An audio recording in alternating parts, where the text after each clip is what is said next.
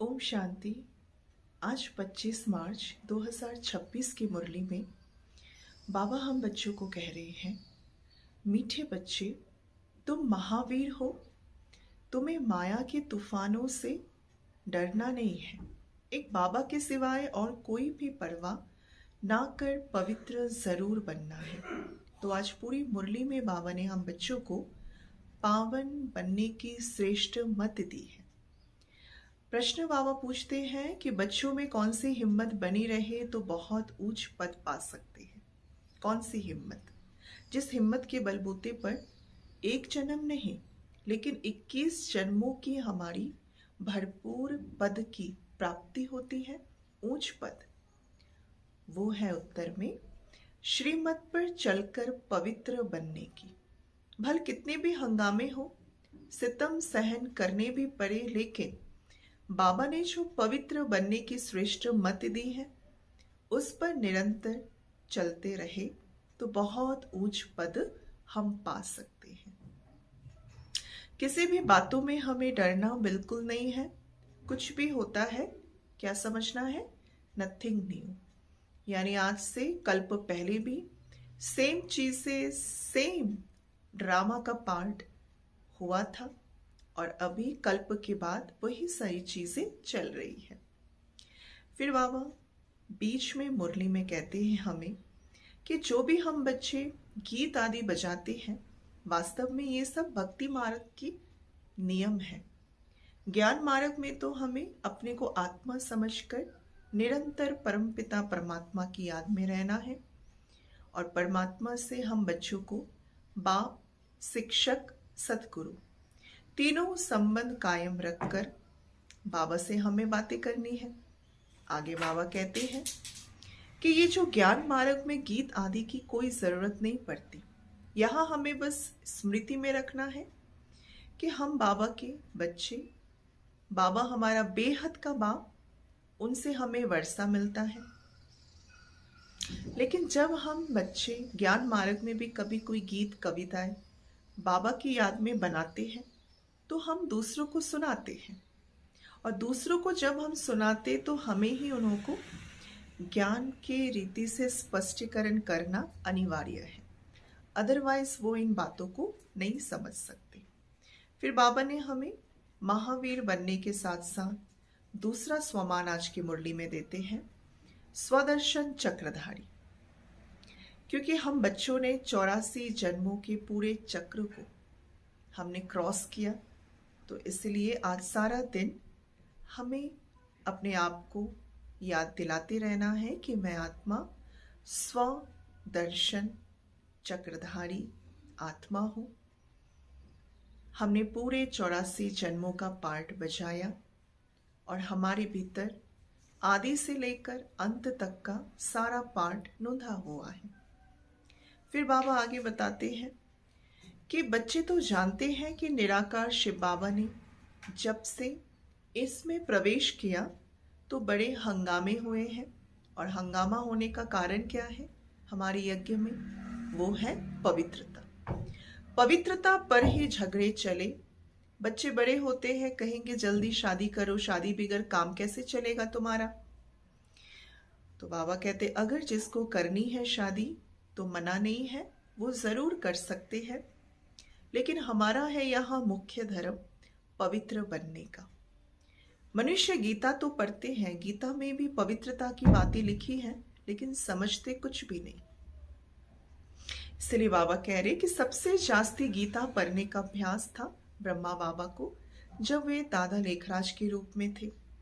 ब्रह्मा बाबा ने एक दिन भी गीता मिस नहीं करी थी, लेकिन जब बाबा को मालूम पड़ा कि गीता का भगवान शिव है तो ब्रह्मा बाबा को बस नशा ही चढ़ गया कि अरे उस शिव परमात्मा के द्वारा हमें बेहद के वर्षे की प्राप्ति होती है, यानी हम विश्व के मालिक बनते हैं। ये तो शिव भगवानुवाच है। फिर पवित्रता पर ही बड़ा हंगामे हुए। इसलिए बाबा ने आज कहा कि तुम बच्चे यानी हम बच्चे महावीर महावीरनी है। और महावीर इसलिए कहा क्योंकि हमने पवित्रता के पथ को स्वीकार करा और पवित्रता के पथ पर हमें चलना है। क्योंकि इस पवित्रता पर ही घरों में झगड़े होते हैं। एक कहता है कि हमें पावन बनना, दूसरा कहता है कि नहीं, पतित ही बनना ठीक है। इसलिए अभी सारी दुनिया ही कलयुग बन गई क्योंकि पतित है।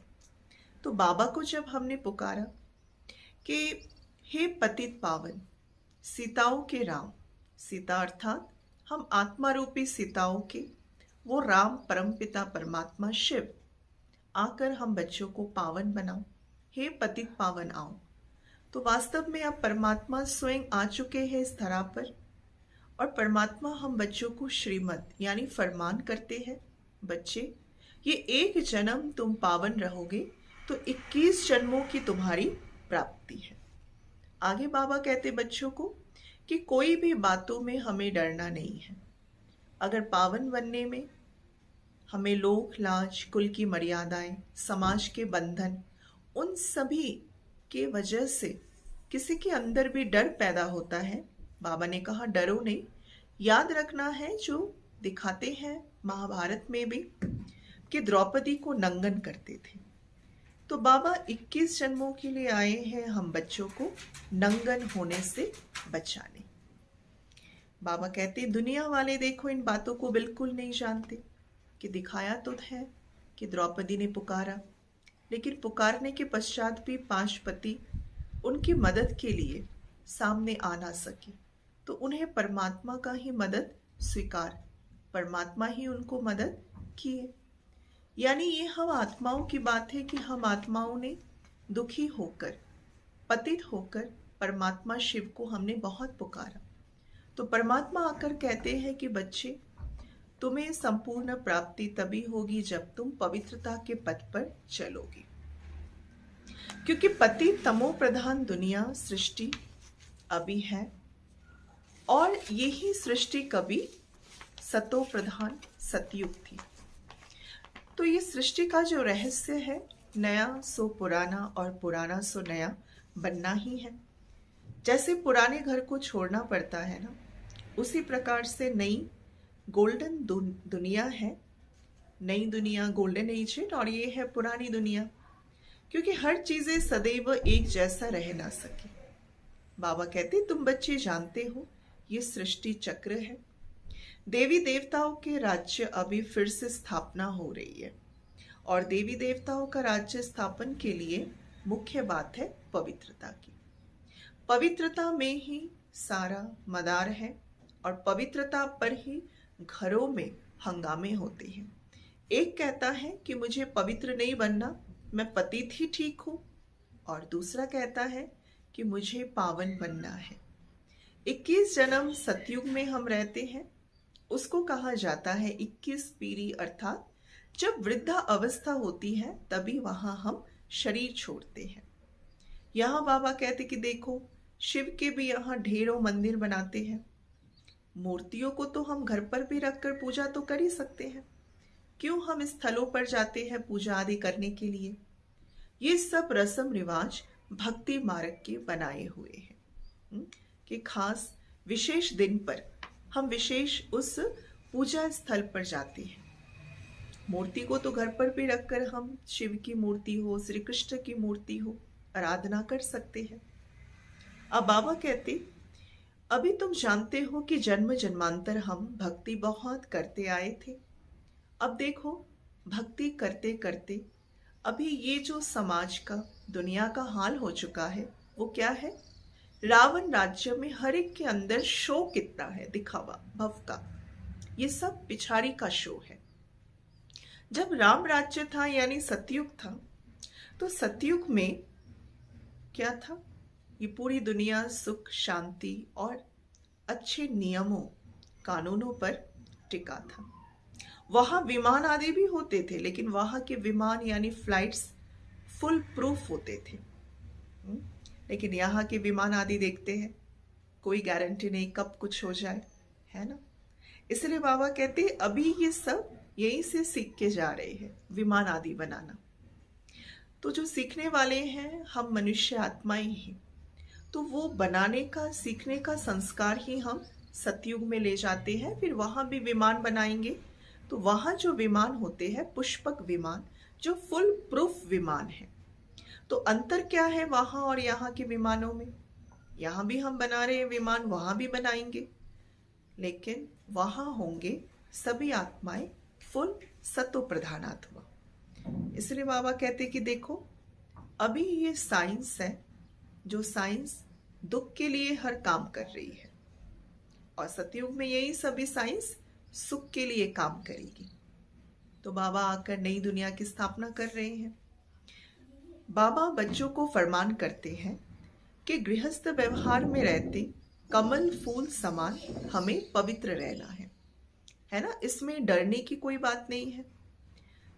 करके अगर हमें गाली भी मिलती है, अगर लोक लाज कुल की मर्यादाएं ये सभी बातें हमारे सामने आती है, तो भी हमें क्या नहीं करना है, तो भी हमें उसकी परवाह नहीं करनी है, लोक लाज कुल की मर्यादाएं आदियों की। बाबा ने फिर कहा कि देखो, श्री कृष्ण ने गाली खाई, लेकिन वास्तव में श्री कृष्ण गाली खा ना सके, लेकिन श्री कृष्ण की आत्मा के अंत जन्म वाली आत्मा जो शरीर धारण करते हैं दादा लेखराज के रूप में, और परमात्मा शिव की प्रविष्टता के बाद जिनका नाम रखा जाता है प्रजापिता ब्रह्मा, गाली उनको मिली। ये श्री कृष्ण की आत्मा का अंत जन्म का शरीर है, क्योंकि अलग अलग शरीर में 84 जन्म में हमें 84 फीचर्स मिलते हैं। तो बाबा ने आज की मुरली में कहा कि हमें अपने फीचर्स को देवताई जैसा बनाना है, क्योंकि सतयुग में हम ब्राह्मणों के फीचर्स कैसे होंगे? देवी देवताओं में से। ये देवी देवताएं कितने स्वीट फीचर्स के हैं। इसलिए बाबा फिर से पक्का कराते कि तुम बच्चे महावीर हो। महावीर बच्चों को कभी कोई बात में डरना नहीं चाहिए। लेकिन ये जो बिगड़ डरने की स्थिति ये हमारी बनेगी कब? बिगड़ डरने की स्थिति हमारी बनेगी अंत समय। और अंत समय वो स्थिति उनकी ही बन सकती है जो अभी से पुरुषार्थ कर रहे हैं। जैसे बाबा बारंबार हम बच्चों को कहते, बहुत काल का अभ्यास है ना। फिर बाबा हर एक बच्चों की नवस देखते हैं और नवस देखकर उनको राय देते हैं। बाबा ने भी बच्चे को कहा, अगर तुम्हें शादी करनी है तो जाकर करो, क्योंकि बहुत बच्चे कहते कि बाबा मित्र संबंधी घर पर बैठे हैं, बहुत हंगामे करते हैं। तो बाबा समझ जाते हैं कहीं ना कहीं इनकी भी अंदर वो रुचि होगी कि दुनियावी बंधनों में आना है ना, समाज का जो बंधन है और जो भी नियम आदि बने हुए हैं। लेकिन इस पवित्र जीवन जीने में जो प्राप्ति है, उसी बात को बाबा हमें गहराई से कहते हैं, समझना है और अनुभव भी करना है। बाबा आगे कहते कि जब शादी होती है ना कन्या की, तो पति के लिए कहते कि पति तुम्हारा गुरु ईश्वर है। अब जो भाई इस ज्ञान में चलते हैं उनको बाबा युक्ति बता रहे हैं कि तुम फिर उनको कहो, घर वाले को, कि जब पति को गुरु माना, ईश्वर माना, अब मैं तुम्हें हुक्म करता हूं कि अब हम पवित्र जीवन जिएंगे। तो इस प्रकार से युक्ति से अपने आप को पवित्र बनाना है, चाहे वो स्त्री हो या पुरुष हो। बाबा आगे कहते हैं कि बच्चों को हिम्मत रखनी चाहिए। कौन सी हिम्मत? बाबा की श्रीमत पर चलने की हिम्मत। क्योंकि जब हम बाबा पर वारी जाते हैं एक जन्म, तो बाबा हमारे ऊपर 21 जन्म वारी जाएंगे, क्योंकि महिमा सारी उनकी है। दुख हरता है वो, सुख करता है वो। अभी बाबा हमें एहसास करा रहे हैं कि देखो, ये 5 तत्व भी अभी कितने दुखदाई बन गए हैं, क्योंकि आत्माएं विकारी है, तमो प्रधान है। लेकिन सतयुग में यही 5 तत्व हमें सुख देंगे। इसीलिए कहते, प्रकृति भी देवताओं की दासी के रूप में सेवा करती है। तो विशेष आज की मुरली से हम सभी बारंबार अपने आप को महावीर समझने का, महावीर के स्वमान में रखने के साथ साथ स्वदर्शन चक्रधारी हूं मैं, और अपने 84 जन्मों के चक्र को स्मृति में अवश्य रखेंगे। धारणा के लिए बाबा कहते सदा बाप समान बनने की हिम्मत रखनी है, किसी भी बातों में डरना नहीं है, पवित्र जरूर बनना है। वरदान देते कि समस्याओं को चढ़ती कला का साधन अनुभव करके सदा संतुष्ट रहने वाले ही शक्तिशाली आत्मा भव।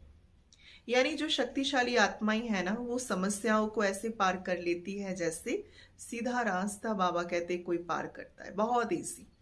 तो समस्या हमारे जीवन में आएगी, लेकिन उसे हमें पढ़ाई के बल से अपनी चढ़ती कला का साधन मानना है, जानना है।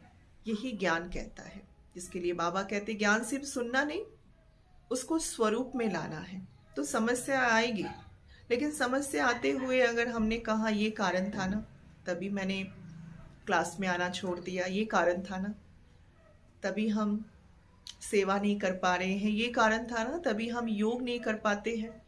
कारण शब्द का निवारण। स्लोगन है, स्व स्थिति में स्थित रहकर सर्व परिस्थितियों को पार करना ही श्रेष्ठता है। और स्व स्थिति क्या है हमारी?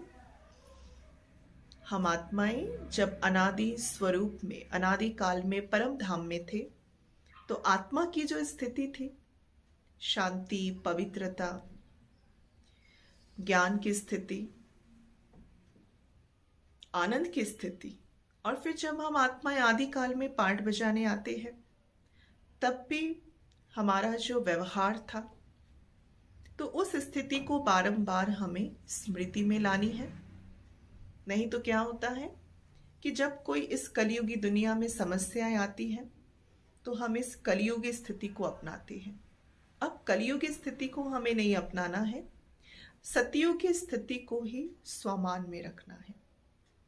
और उसके लिए चाहिए योग साधना। जितना समय हो, अपने आप को शांत चित, एकाग्र चित होकर बाबा की बातों को हम याद करें।